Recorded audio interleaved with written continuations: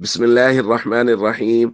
अन जाबिर रज़ी अल्लाह तआला अन्हु क़ाल नहा रसूलुल्लाह सल्लल्लाहु अलैहि वसल्लम अन युजस्ससल क़ब्र व अन युक़अद अलैहि व अन युबना अलैहि। रवाहु मुस्लिम।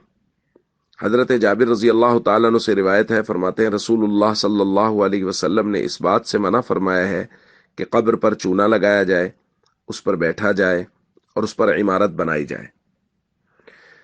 दोस्तों, कब्रिस्तान के मुतालिक शरीयत का मिजाज ये है कि वो महल इबरत है, लिहाजा वहाँ इबरत हासिल करने के लिए जाना चाहिए। ये समझ कर जाना चाहिए कि हम सब की मंजिल यही है और हमें यहीं आना है, लिहाजा हमें इसकी तैयारी करनी चाहिए। न कि कब्रिस्तान को मेले ठेले की जगह बनाया जाए, जैसा कि बदकिस्मती से हमारे मुआशरे में हो रहा है कि कब्रिस्तानों को मेले ठेले की जगह बना लिया गया। हमारे करीब में हड़प्पा शहर है, जिसके मुतालिक शोहरत यह है कि उस पर आदाब आया था और उसको पलट दिया गया था। यहाँ ईदैन के और दीगर मौके पे लोग अपने बच्चों को लेके जाते हैं और गोया उसको पिकनिक पॉइंट बना लिया है। बदकिस्मती से बजाय इसके कि इबरत हासिल करने के लिए जाएं, बच्चों के साथ पिकनिक मनाने के लिए उस जगह पे जा रहे हैं।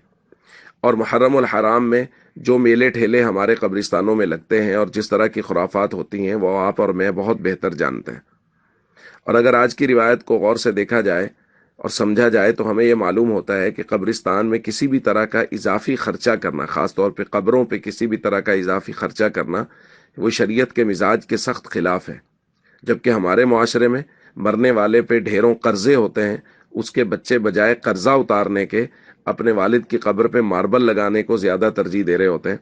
कर्जे जूं के तूं खड़े होते हैं और साहब की कब्र पे मार्बल लग रहा होता है। हमने देखा लाखों रुपए लोगों ने लगा दिए कब्र के ऊपर तामीर करने पे, जिसको नबी करीम सल्लल्लाहु अलैहि वसल्लम ने मना किया है कि कब्र पर तामीर नहीं करनी चाहिए। लिहाजा हम सबको इस बात का बहुत ख्याल करना चाहिए कि कब्रिस्तान हमेशा महल इबरत रखें और कब्रिस्तान में हमेशा इबरत की नज़र से जाएं और उसी को अपनी मंजिल समझें और उसकी तैयारी के लिए हमेशा कोशिश करें। अस्सलामु अलैकुम व रहमतुल्लाहि व बरकातुहू।